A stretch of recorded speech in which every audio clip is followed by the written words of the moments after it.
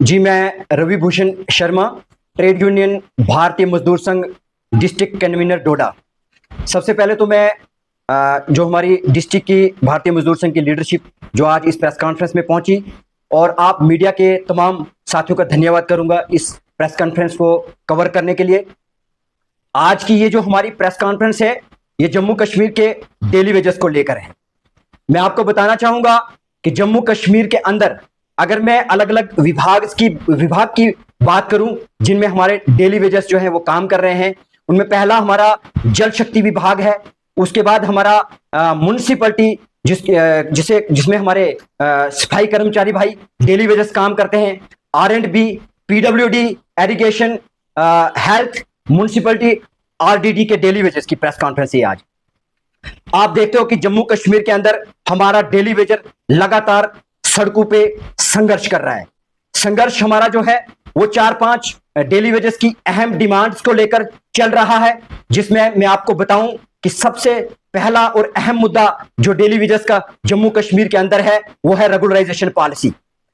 उसके अलावा दूसरा हमारा मुद्दा जो है वो है डिपार्टमेंट्स में डेली वेजर काम तो कर रहे हैं, लेकिन उनकी लगभग 70 से 75 महीने की अर्न पेंडिंग वेजेस जो है सरकार के पास पड़ी हुई है और सरकार आज तक उसको वागुजार करने में, उसको डेली वेजेस को देने में असफल रही है। उसके अलावा अगर मैं तीसरी डिमांड की बात करूं, जैसे आप सब लोग जानते हो कि 5 अगस्त 2019 जब जम्मू कश्मीर स्टेट को यूनियन टेरिटरी बनाया गया, उसके बाद जम्मू कश्मीर स्टेट जो है वो यूनियन टेरिटरी बनकर सीधा सेंट्रल गवर्नमेंट के अधीन हो गई और सेंटर के कानून जो थे वो जम्मू कश्मीर में लागू होने थे। उनमें एक कानून डेली वेजेस पे लगता था जिसे मिनिमम वेज एक्ट कहा जाता है। आप देखते हो कि जम्मू कश्मीर के अंदर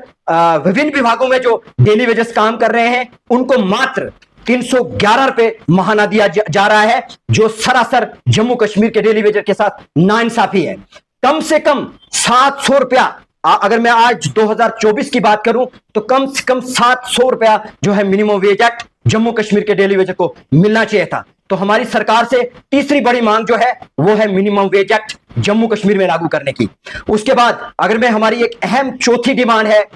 हम सरकार से मांग करते हैं कि जितने भी डेली वेजर्स जो अपनी ड्यूटियों के दौरान हम उन्हें शहीद कहते हैं, शहीद हुए हैं, तो सरकार उनके एक सदस्य को, उनके परिवार में से किसी एक सदस्य को जो है वो सरकारी नौकरी फराहम करे। और पांचवी हमारी एक अहम डिमांड है, आप देखते हो कि डेली वेजेस जो है पिछले 25-25, 30-30 साल से विभागों में अपनी सेवाएं दे रहे हैं और जब वो 60 साल पूरे करते हैं तो सरकार उनको केवल आधार कार्ड दिखाकर, देखिए कितना बड़ा अन्याय जम्मू कश्मीर के अंदर डेली वेजर के साथ हो रहा है, उनको खाली आधार कार्ड देकर उनको रिटायर घर भेजा जा रहा है। तो हम सरकार से मांग करते हैं कि जो लोग 60 साल पूरा करके रिटायर होकर घर जा रहे हैं तो उनको सरकार कम से कम 10 लाख का कंपनसेशन दे। एक तरफ सरकार कहती है कि ये डेली वेजर्स जो है रीढ़ की हड्डी है और दूसरी तरफ इस रीढ़ की हड्डी को तोड़ने का अगर काम किसी ने किया है तो वो जम्मू कश्मीर में जितने भी साबका सरकारें रही हैं या एडमिनिस्ट्रेटिव पावर्स रही हैं, तो उन लोगों ने इन डेली वेजेस की रीढ़ की हड्डी को तोड़ने का काम किया है। अगर हम अपने जब एक तरफ से तो ये कहते हैं कि ये जम्मू कश्मीर के डिपार्टमेंट्स की रीढ़ की हड्डी है और दूसरी तरफ जब डेली वेजर अपना हक मांगने के लिए सड़कों पे आता है तो जम्मू कश्मीर की एडमिनिस्ट्रेशन को और सरकारों को साफ सूंघ जाता है। मैं आज आपके चैनल के माध्यम से यह दावे से कहना चाहता हूं कि जम्मू कश्मीर के अंदर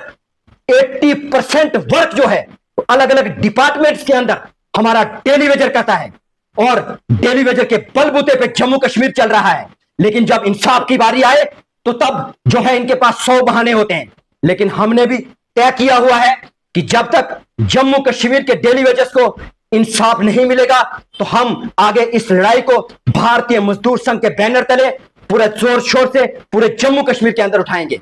एक बात मैं यहां पे और ऐड करना चाहता हूं कि मेरा जम्मू कश्मीर का डेली वेजर किसी उस सोल्जर से कम नहीं है जो सरहद पर तैनात होकर अपनी जान को हथेली पे रखकर अपने देश की रक्षा करता है, उसी प्रकार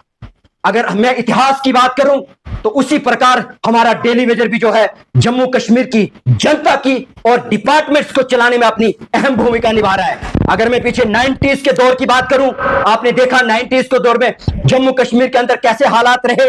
उन हालात में भी हमारा जम्मू कश्मीर का डेली वेजर, जहां पे हमारे ऑफिसर साहिबान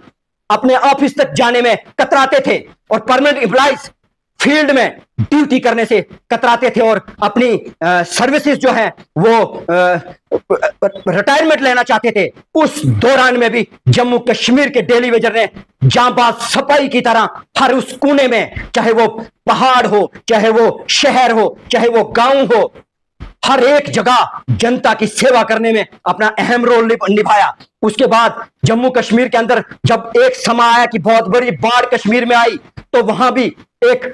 वॉरियर्स की तरह हमारे डेली वेजर्स ने जो है फ्रंट वॉरियर्स बनकर वहां उस हालात में भी अपनी सेवाएं दी। उसके बाद आपने देखा एक महामारी का काल आया जिसको हमने कोविड-19 के नाम से हम जानते हैं। वो 2-3 साल का पीरियड, उस पीरियड में भी जब लोग घरों के अंदर पाबंद थे, तो उस वक्त जम्मू कश्मीर के अंदर विभिन्न विभागों के अंदर काम करने वाला हमारा जो डेली वेजर है वो लगातार अपनी जिंदगियों को हथेली पे लेकर जो है आगे जनता की सेवा करता रहा और जम्मू कश्मीर के इस प्रशासन को चलाता रहा। तो मैं आपके चैनल के माध्यम से जम्मू कश्मीर के प्रशासन और खास करके मैं सेंट्रल गवर्नमेंट, जो मौजूदा सेंट्रल गवर्नमेंट भारत सरकार में चल रही है, मेरा उनसे निवेदन रहेगा कि अगर आप चाहते हो कि आने वाले वक्त में जम्मू कश्मीर का डेली वेजर आपके साथ खड़ा रहे, तो एक मौका है। अब जम्मू कश्मीर में बहुत जल्द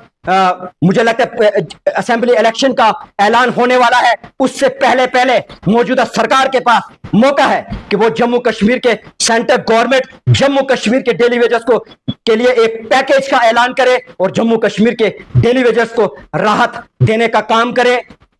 मैं एक बार फिर आप तमाम मीडिया के साथियों का धन्यवाद करूंगा जो आप हमारी आवाज बनकर आज इस प्रेस कॉन्फ्रेंस में हमारे बीच में आए। आपका बहुत बहुत शुक्रिया।